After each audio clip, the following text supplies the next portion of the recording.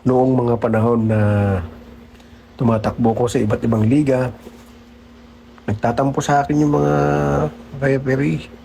Sinasabi sa akin ng commissioner, Alan, bakit ayaw ko makapartner nung mga kasamahan mo?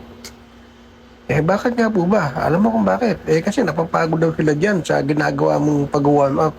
Ganun po ba? O pakasabi po kung ayaw nila akong partneran dahil may warm up ako, di wag na silang tumakbo. Kaya ganun nga ang nangyayari. Napipilitan silang kasama ako dahil may warm up. Anyway, yung warm up po hindi naman yan para sa akin lang. At saka malaki po ang itutulong yan para sa inyo. Para sa lahat ng mga referee, mga aspirant, mga training referees, mga baguhan. Dati po ganyan ang mga exercise, no? Pero ngayon po hindi na, dynamic na, no? Dynamic movement na ang ginagamit natin. Yan po yung mga panahon na kapag ang mga kasama ko ay nasa ibang galing sa ibang grupo, ini-encourage ko po silang mag-exercise o mag-warm up. Ngayon, kung ayaw naman lang, hindi ko naman sila pinipilit. Kaya lang, siyempre, habang nakikita nilang nag-warm up ako at nag-exercise, napipilitan silang sumama sa akin dahil nakakahiya naman ako nag-warm up, tapos sila hindi. Pero may mga referee din na kilala ko.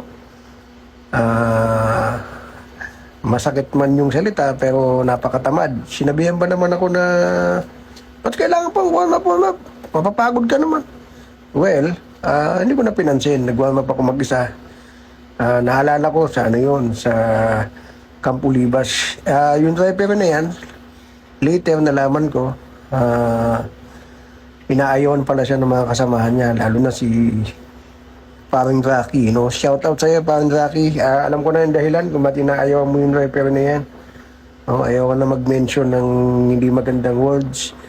At least alam niya sa sarili niya kung gaano siya ka-letter H.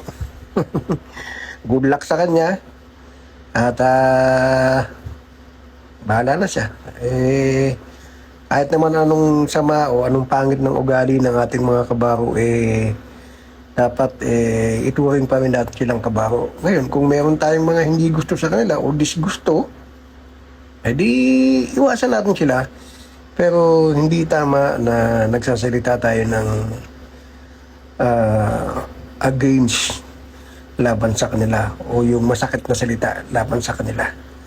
Yun lamang po. God bless po sa inyo lahat. At again, ang warm up po na ginagawa ng mga referee ay napakalaking bagay.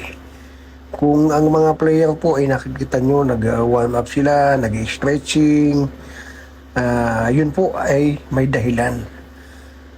Iwas pulikat, iwas muscle stress, at marami pong purpose. At paalala po doon sa mga referee na mga, I can say, and I will use the word na kinatatamaran yung pag-warm up at exercise, wag po.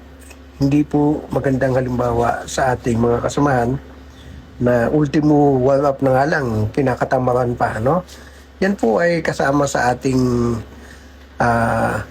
standard na gawain bago mag-start ng game. Para din po kasi tayong mga athlete, no? Dapat po talaga tayo ay nag-warm up. Huwag nating i-take it for granted na iniisip natin na nagyayabang lang o forma lang o pakyut lang. Hindi po. Napakalaking bagay po sa atin ang pag-warm up.